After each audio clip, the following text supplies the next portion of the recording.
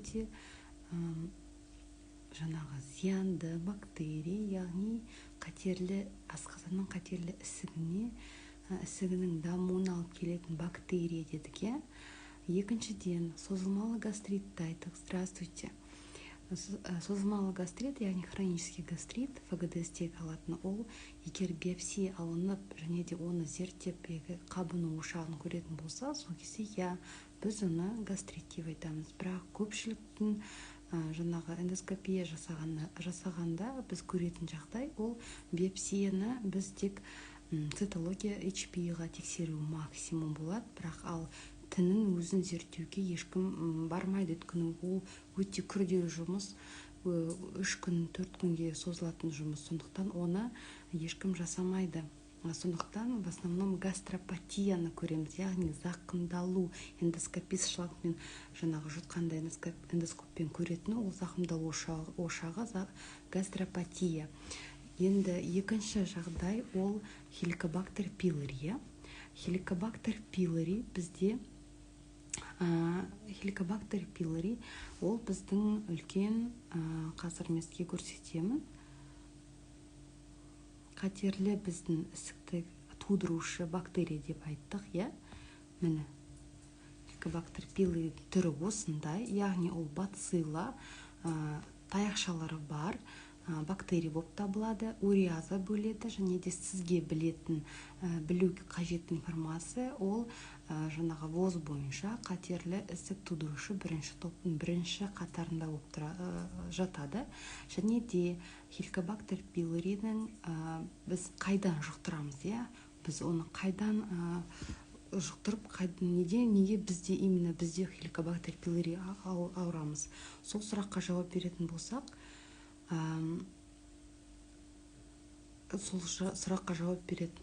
ол кезде бұл фекальный, оральный дейміз, яғни тамақ арқылы, су арқылы, сілекей арқылы, жаңағы даже ұят болмасын, бірақ мысалы поцелуй, сілекей сүйісу арқылы да нететін, арқылы тасымалданатын бактерия. Сондықтан бұл хеликобактер пилоридың таралу жолы өте кең болғандықтан біздің көпшілігіміз ауырамыз осы бактериямен. Мына картинкаға қарасаңыздар, міне бұл планетаның жартысынан көбісі хеликобактер пилоримен ауыратынын дәлелдейді. Бұл дүниежүзілік тұжырым. Және де дүниежүзінде бізде Мастрихт деген медицинада ұйым бар. Сол ұйым жыл сайын осындай барлық эксперттерді жинап алып, осы хеликобактер пилориді қалай тиімді, эффективті емдеуге болады деген сұраққа жауап іздейді. Сондықтан соншалықты хеликобактер пилоридің соншама адамдарды, эксперттерді дүниежүзі бойынша жинайтын себебі ол қатерлі ісікті тудыратын бактерия, қайталап айтты.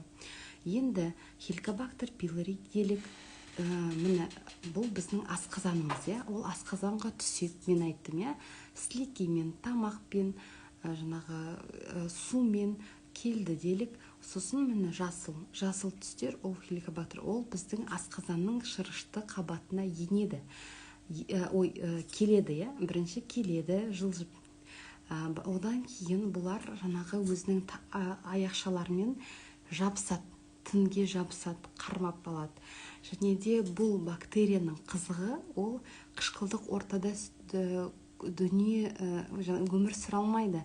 Сондықтан ол қышқылдығы төмен жерге барады. Ол бізде асқазанның соңғы бөліктері, мені көріп тұрғандай, соңғы бөліктеріне барып, сол жерде өзінің жаңағы уриаза бөледі дедік қой, сол уриазаны бөледі и қышқылды нейтрализация жасайды. Сонда бір қарама-қайшы сұрақ, ол қалай? Асқазанда қышқылдық орта, біз бәріміз білеміз, асқазанның сөлі бар, тамақ ішкенде асқазанда сөл бөледі. Сөлдің құрамында өте көп қышқыл бар. Сол қышқылдың бөлінуі бізге гастрит алып келеді, язва, эрозия алып келеді. Ал сонда қалай бізде хеликобактер пилориді қышқылды ұнатпайды. Хеликобактер пилори келгеннен кейін ол өзінің жаңағы уриазаны бөліп өзіне бір облако, яғни бір среда обитания дейді ғой, өзіне сондай бір қоршап алады. Сол кезде өзінің тіршілігін әрі қарай дамытады. Сосын екінші жағдай, хеликобактер пилори өзі токсиндер бөледі. Токсиндер ол жаңағы біздің ағзаға келетін улы заттар, токсинді цитотоксин дейміз, яғни клетканы, асқазанның шырышты қабатындағы клеткаларды зақымдайтын цитотоксин деп айтамыз. Соның цитотоксин бөлудің арқасында, міне сізге демонстративті түрде көрсетейін. Міне келген хеликобактер пилори осы клетканың арасындағы байланысты үзеді цитотоксин бөлу арқылы. Және де сол клеткалар бір-бірінен ажырап, зақымдалады, шырыштың қабаты зақымдалып, эрозия, язва тудырады. Одан кетер ол жаңағы шырышты қабатта бізде тек қана қышқыл бөлінбейді. Бізде о жерде біздің защитный механизм бар, яғни сөл бөлінеді, шырыш бөлінеді. Ол шырышты жоюға, жаңағы сол бөлініп тұрған шырышты өзі азайта бастайды, яғни жояды. Сонда ол екінші сондай қатерлі несін береді, эффектісін береді. Хеликобактер пилори кірді, енді, көрдіңіз ба, қызыл. Яғни сол ошақта уже қабыну болып жатыр, жара болып жатыр, эрозия болып жатыр. Сөйтіп бізде созылмалы гастрит хеликобактер пилоримен ассоциацияланған деп айтамыз. Яғни соның хеликобактер пилори тудырған созылмалы гастрит пайда болды. Ол енді біз хеликобактер пилоридің жаңағы созылмалы гастрит кезінде науқас қалай сезеді, клиникалық көрініс. Не сіздерге айтып кетейін, хеликобактер пилори симптомсыз болуы мүмкін. Вы можете даже не заметить. Көбісінде, мысалы, хеликобактер пилориді қалай анықтайды? Ол жай отрыжка болады, изжога болады, и гастроэнтеролог немесе дәрігер ФГД жұттыңыз дейді. ФГД жұтқаннан кейін олар обязательно не алады, биопсия алады. Немесе уриазный тест жасайды. Сол кезде хеликобактер пилори анықталды, болды, емделіңіз деп сіздің гастроэнтерологқа жібереді. Сондықтан көбісінде симптомсыз болады. Ал симптомы бар науқастар, ол көбінесе немен көрінеді? Ол іштің ауруымен, іштің ауырсынуымен, біздің подложечка деп айтамыз ғой, эпигастрий бөлімінде ауырсыну сезімі пайда болады. Тамақ ішкеннен кейін біраз уақыттан кейін, немесе на голодный желудок уже ауырсыну сезімі пайда болады. Ол кезде уже біз подозреваем, уже язва, уже образовалась она язва. То есть бізде ступенчатый, бірінші гастрит қабыну болады, эрозия, одан кейін язва пайда болады. Екінші, ол клиниканы айттық, гастрит болуы мүмкін. Үшінші, ең қауіпті, ең жаман асқынуы, ол бізде, біз айттық, қатерлі ісік тудырады. Аденокарцинома, біздің Қазақстан бойынша негізі асқазанның рагы, өңештің қатерлі ісігі бірінші орында. Оны көбілеріңіз білмейтін шығарсыз, бірақ ол өкінішке орай сондай жағдай. Өйткені біз немқұрайлықпен қараймыз. Хеликобактер пилори бізге бір өзіміздің досымыз сияқты, даже біз емдемейміз де оны, Мысалы, көбісі пациент көреді, дәрігер оған 4 дәрі береді, ол 4 дәріні 4 рет, 2 рет ішу керек. Оған өте күрделі, қымбат, бір 20 мың үстіне шығады ол ем. Науқастың жағдайы болмайды, мысалы, элементарно сатып алуға, немесе compliance дейді, яғни дәріні ішуге ұмыт кетеді элементарно. Бұл емді жүргізгеннен кейін оны досконально уақытымен 14 күннің ішінде ішу керек. Өте маңызды ескерту. Ал егер оны біз ережеге жаңағы немқұрайлықпен қарасақ, онда ол ем нәтижесіз болады, сосын біз жүре береміз. Иә, мен хеликобактер пилори болған, иә, мен ем деген бір рет антибиотик іштім, сосын қайтадан пайда болды, сосын емдеп даже көрген жоқпын, емделдім ба, емделген жоқ па деген пациенттер өте көп. Ол дұрыс емес. Менің тікелей эфирімнің де мақсаты сол. Сіздерге хеликобактер пилори деген диагнозды естісеңіз, сізде немесе туғаныңызда міндетті түрде жаңағы дәрігермен дұрыстап сұрастырып, жаңағы жауапты ем алу. Енді негізі қазір мен сіздерге көрсетейін фотода. Міне, мынада да көрініп тұр. Ойық жара дегенне, біз неге ойық жара деп жатырмыз? Гастрит жай қабының ошағы болса, ойық жара мен көріп тұрғандай кәдімгідей тесік. Гастрит бізде гастрит етін ғой, асқазаны шырышты бөлігі 4 қабаттан тұрады. Просто представьте торт, элементарный торт, бисквит, крем, да? И вы, получается, воспаление кезінде ең кремі ғана, сливкасы ғана алынып тұрады, допустим. Это как, чтобы вы понимали. Ал жара болғанда, вы представляете, сіздің асқазаныңыз тесіледі. Кәдімгідей, мысалы, тортты айттық қой, кәдімгідей түбіне дейін былай тесіліп тұрады. Вы представляете, это сіздің ағзаңызда сондай жағдай болып жатыр деген сөз. И сол не істейді? Ол ары қарай осы тесіктің астында тұрған қан тамырларды зақымдайды. Қан тамырларды зақымдағаннан кейін ол қан кету болады. Қан кетумен түседі науқастар. Бұл клиникалық жүзде, мысалы, сіздер қан құсады, немесе үлкен дәретте қара түсті кал болады. Яғни ол ойық жарадан қан кетті деген сөз. Оның бірінші себебі ол хеликобактер пилори. Келсек. Енді мен талқылайтын бір маңызды шаруам, ол хеликобактер пилоридің диагностикасы. Анықтау әдісі өте көп. Сіздер мүмкін білмейсіздер, сіздерге просто бар, жоқ деген мәлімет қана айтылады. Бірақ сіздер өзіңіз уже көзі ашық науқастар болғаннан кейін сіздер білу керексіздер. Достоверный источник бар, недостоверная есть информация. Мысалы, қазіргі даже күнде маған дәрекке жазады, менде хеликобактер пилори анықталды. Мен айтам, қандай әдіспен анықталды? Ол кісілер айтады, қан мен дейді. Мен тапсырдым қан анализін, о жерде менде хеликобактер пилори положительный деді. Ол дұрыс емес. Өйткені бүкіл халықаралық симпозиумда айтылды, антиденелер, яғни қанның құрамындағы тапқан анализ бен хеликобактер қанның тапсырған хеликобактер пилори, ол мәліметі айқын, анық емес, расталмаған. Яғни сіз соның на основании крови будете лечить антибиотиками хеликобактер пилори, это очень грубая ошибка. Запомните, тек егер қайтадан қазақша айтып өтейін, қанмен тапсырылған хеликобактер пилори анықталса, және соған сіз соның нәтижесіне емді бастасаңыз, ол өте үлкен қателік. Ну ладно, антибиотик іштім, пропил, ничего страшного деп айтуларыңыз мүмкін араларыңызда. Но вот вы смотрите, хеликобактер пилори лечится 2 антибиотикпен, тағы қасына 2 дәрі беріледі.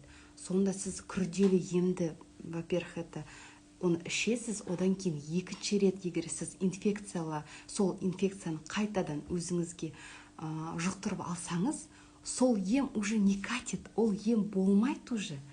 Ол ем нәтиже бермейді, уже появляется тұрақтылық антибиотики. Это большая сейчас проблема везде. Вот, вы должны понимать это, да? Өйткені тұрақтылық болса, сіздерге просто не подберут вам антибиотики и все. А бұл антибиотик сізге нәтижесін бермесе, ол хеликобактер пилоридің үлкен қаупі бар рак тудыруға. Енді қайтадан сол мәселеге келеміз. Біздің Қазақстан өңірінде рак бірінші орында, рак пищевода и рак желудка. Почему? Потому что пациенты не знают, как правильно диагностировать которая достоверная информация, которая недостоверная, не знают, как лечить. То есть знают, но, скажем так, ну, это, наверное, слишком безответственно будет, но просто из-за того, что из-за незнания емді как попало назначают, как попало алады науқастар. Ол өте үлкен проблема. Енді кешірім сұраймын коллегаларымнан. Просто зато сіздер білгеніңіз дұрыс, зато көрген адам менің пайдам тиер деп ойлаймын. Енді хеликобактер пилоримен келген науқас болса, уже зейдмен, жауаппен жаңағы ответственный жауапты қарайды емге. Енді бастайық. Бірінші диагностиканың мен тек достоверный варианттарын айтамын. Яғни, егер сіздерге, науқастарға айтамын, егер сіз бардыңыз дәрігерге, сіздерге диагностикалық жаңағы не берді, анализдер берді, тапсырсын деп, ФГДС жүрсін деді. Сол исследованиядан кейін сіз уже білесіз науқас. Менің айтқаннан кейін сіз білу керексіз. Я бұл зерттеуді өткеннен кейін мен шынымен де жаңағы хеликобактер бар ма жоқ па екенін анық білемін деген тұжырым қалыптасу керек. Ол ФГДС жұтқанда биопсия алу. Яғни міне микроскоптың көрдіңіз, бір кішкентай бөлігі, жаңағы тіннің бөлігі. Яғни ФГДС жұтқанда сіздерден кішкене тін алып, соны кәдімгідей жаңағы краскамен жаңа микробиологиялық зерттеуде кәдімгідей хеликобактер пилориді өсіріп, соның санын санайды. Қанша плюс бар, обсемененность деп орысша айтады. Егер сіздің результатыңызда 3+, 2+, 1+ болса, да, это достоверная информация, да, вы можете на основании этого исследования, то есть на основании осы қорытынды бойынша сіз емді қабылдай аласыз. Ал егер ФГДС жұтып, бірақ уриазный тест болады. Яғни олар просто кішкене ткандалып, просто мынандай сұйықтық бар индикатор, химиядан өткен адам, енді химияны барлықтарыңыз өттіңіздер ғой 8-ші сыныпта. Сода индикатор болады, яғни тест полоска. Просто сол индикаторды сұйықтыққа полоска лақтырады, жаңағы тканды полосканы шығарады. Сода егер басқа цветке айналса, я ол положительный, я ол негативный деген результат алады. Ол недостоверная информация. Яғни сіздерге сондай әдіспен хеликобактер пилори бар десе, ол дұрыс емес. Оны емдеудің қажеті жоқ, өйткені сіз білмейсіз нақтысы бар ма жоқ па. Это может быть ложно положительный. Сосын хелик тест бар. Хелик тест бізде астанада РДЦ-да бар. Тоже дышать вам заставляет. Аппарат бар. Демаласыз. Там вдох-выдох. Сол кезде сіздің аузыңыздан шыққан ауаның құрамындағы микрофлораны зерттейді. Ол недостоверная информация. Неге? Өйткені бұл жаңа хелик тест деп аталады. Ол жерде бүкіл ауыздағы асқазан және өңештегі микрофлора бар ғой. Бізде тек хеликобактер пилори ғана емес, басқа да бактериялар бар. Сол бактериялардың жаңағы анықталуы мүмкін. Сондықтан ол положительный, сол бактерияларға положительный деп айту мүмкін. Сондықтан бұл әдіс нақты емес, ол әдіспен сіз емді бастамайсыз. Енді басқа әдіс, яғни біздің тұжырымдама бойынша ФГДС-пен тек цитология, яғни плюс-плюсты көрсеңіз, все, можете верить, можете начинать лечение. Егер басқа положительный, негативный деп жазса, емді бастамайсыз, басқа әдіс өтесіз. Немесе сол неге ФГДС-қа өтер алдында сіз эндоскописттен сұрайсыз, маған гастроэнтеролог айтты, хеликобактер пилориді алсын, цитология бойынша деп айтасыз. Немесе там не бар, хелпил тест деген бар, хелпил тест, он достоверный. Хелпил тест бізде бірінші городской больницада жасайды, неде Астана қаласында, басқа қаларда білмейді екен. Ол бұл жаңағы информацияға сенуге болады, сенімді, сол ненің нәтижесінде біз емді бастауға рұқсат. Енді біздің қанды біз айттық, недостоверный, сенімді емес деп айттық. Екінші ол уреазно-дыхательный тест С13 мочевины меченый. Яғни бұл әдіс Қазақстанда енді пайда болды. Мүмкін сіздер көбісі білмейсіздер шығарсыздар, бірақ бұл бір жарым жылдай пайда болды. Олимпте жасайды. Бүкіл Қазақстан бойынша істеу керек. Бұл жерде кәдімгідей С14 деген өзінің бір жаңағы химиялық арнайы мочевинамен таңбаланған индикатор, арнайы сол именно хеликобактер пилори өндіретін уреазаны таны алатын, анықтай алатын жаңағы анализ. Ол өте жоғары достоверный информация. Сол С13 меченый немесе бізде Олимпте С14 меченый уреазный тестпен емді бастауға болады. Ол өте сенімді әдіс. Осы қалай ол болады? Сіздерге сұйықтық беріледі, сұйықтықты ішесіздер. 30 минут өткеннен кейін ол өкпемен дем шығарасыздар. Сол кезде жаңағы сізге айтады анық, жаңағы достоверный, положительный немесе негативный деп хеликобактер пилори. Келесі ол мына жерде менде ағылшынша міне ең бірінші тұр ғой, кал тапсырамыз. Кал тапсырамыз, ол өте жаңағы сенімді әдістің бірі. Оны біз калды тапсырғанда на антиген деп айтамыз, на моноклональный антиген хеликобактер пилори. Яғни біз калдың ішінде сол бактерияның антигенін табу арқылы жаңағы емді бастаймыз. Ол өте сенімді жаңағы әдістердің қатарына жатады. Бұл даже өте удобный, ыңғайлы. Өйткені мысалы сіздер хеликобактер пилори, сіздер асталды ем қабылдадыңыз.